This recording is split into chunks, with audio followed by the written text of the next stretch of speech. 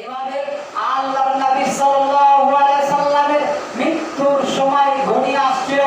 মনে রাখা ভালো হবে, আল্লাহর নবী সাল্লাল্লাহু আলাইহি সাল্লামের জীবন দশায় আবু বকর রাদিয়াল্লাহু তাআলা আনহু তিনি 17 ওয়াক্ত সালাতের ইমামতি করেছিলেন।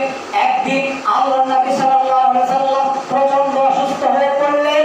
নামাজের সময় হয়ে গেল, আল্লাহর নবী সালাতে উপস্থিত হতে পারলেন না। তখন আল্লাহর নবী সাল্লাল্লাহু আলাইহি সাল্লাম আম্মাজান আয়েশাকে দিয়ে আবু বকরের সালাতের ইমামতির দায়িত্ব দিলেন।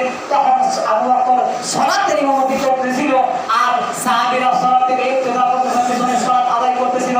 আর সাহাবীরা অঝর নয়নে কান্নাকাটি করতেছে, অঝর নয়নে কাঁদছে যে আমরা নবী সাল্লাল্লাহু আলাইহি সাল্লামের ইমামতি থেকে আমরা ইমামতি থেকে আমরা বিরত হয়ে গেলাম, আমরা নবী সাল্লাল্লাহু আলাইহি সাল্লামের ইমামতি থেকে আমরা বাদ হয়ে গেলাম।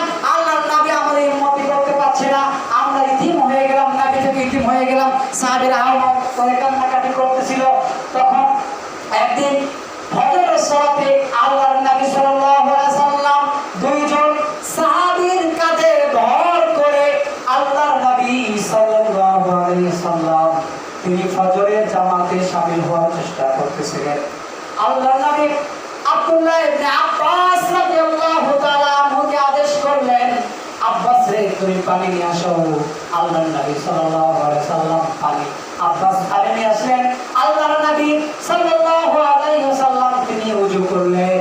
ওযু করার পরে আল্লাহর নবী সাল্লাল্লাহু আলাইহি সাল্লাম আম্মাজান আয়েশা এবং আব্বাসের কাঁধে ভর করে সালাতের জন্য মসজিদে নববীতে গেলেন। একদিন ইশারের সালাতের সময় প্রচন্ড অসুস্থ হয়ে পড়ল। অসুস্থ হওয়ার পরে আল্লাহর নবী সাল্লাল্লাহু আলাইহি সাল্লামের শরীর প্রচন্ড জ্বর, প্রচন্ড তাপমাত্রা। আম্মাজান আয়েশা সিদ্দিকা রাদিয়াল্লাহু তাআলা পানি নিয়ে আসলেন। পানি নিয়ে আসার পর আল্লাহর নবী ওই পানি দিয়ে গোসল করলেন। তাপমাত্রা কিছু কমলো, আবার আল্লাহর নবী সাল্লাল্লাহু আলাইহি সাল্লাম ওযু করলেন, আবার বেহুশ হয়ে পড়লেন। এরকম তিনবার করলেন। কত কষ্ট করে তিনি জামাতে সালাত আদায় করেছেন। এভাবে কত কষ্ট করে তিনবার বেহুশ হয়ে পড়ল। এরপরে আল্লাহর নবী সাল্লাল্লাহু আলাইহি সাল্লাম আবার কষ্ট করে সালাতের দিকে ধাবিত হলো। এইভাবে আল্লাহর নবী সাল্লাল্লাহু আলাইহি সাল্লাম তার জীবন অতিবাহিত হওয়ার পূর্বে মুহূর্তেও তিনি ভাবে সালাত আদায় করেছেন। এরপরে আল্লাহর নবী সাল্লাল্লাহু আলাইহি সাল্লামের সময় যখন ঘনিয়ে আসলো, তখন আল্লাহর নবী সাল্লাল্লাহু আলাইহি সাল্লাম সাহাবীদেরকে ডাকলেন, নসিহত করলেন, উপদেশ দিলেন। তিনি বললেন, আসসালাত আসসালাত আসসালাত ওয়া মা মালাকাত আইমানুকুম। হে আমার উম্মতেরা, হে আমার সাহাবীরা, তোমরা সালাত আদায় করো, সালাত আদায় করো, সালাত আদায় করো। ওয়া মা মালাকাত আইমানুকুম, এবং তোমাদের অধীনস্থ মানুষদেরকে সম্মান দাও। মুসলমান ভাইয়েরা আমার, আল্লাহর নবী যেদিন পৃথিবীর মুখ থেকে চলে যাবেন, ফজরের সালাতের সময় যখন হয়ে গেছে, আল্লাহর নবী সাল্লাল্লাহু আলাইহি সাল্লাম আয়েশাকে বললেন, আয়েশা রে, মসজিদে নববীর পর্দাটা একটু খুলে দাও, আমি দেখি।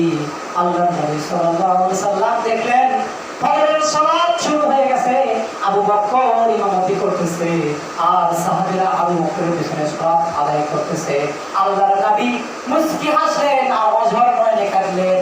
তিনি বললেন, এভাবে কিয়ামত পর্যন্ত আমার উম্মতেরা দলবদ্ধভাবে জামাতে সালাত আদায় করবে। আল্লাহর নবী সাহাবীদেরকে উপদেশ দিলেন। সকাল বেলায় অসুস্থতা আরো তীব্রতা, তাপমাত্রা দ্বিগুণ বাড়িয়ে গেল। আল্লাহর নবী সাল্লাল্লাহু আলাইহি সাল্লাম একবার বেহুশ হয়ে যায়, অজ্ঞান হয়ে যায়, আবার হুঁশ ফিরে আসে, আবার অজ্ঞান হয়ে যায়, আবার হুঁশ ফিরে আসে। আল্লাহর নবী সাল্লাল্লাহু আলাইহি সাল্লাম এভাবে তিনি অনেকক্ষণ ধরে এভাবে কাতরাচ্ছিলেন। আল্লাহর নবী সাল্লাল্লাহু আলাইহি সাল্লাম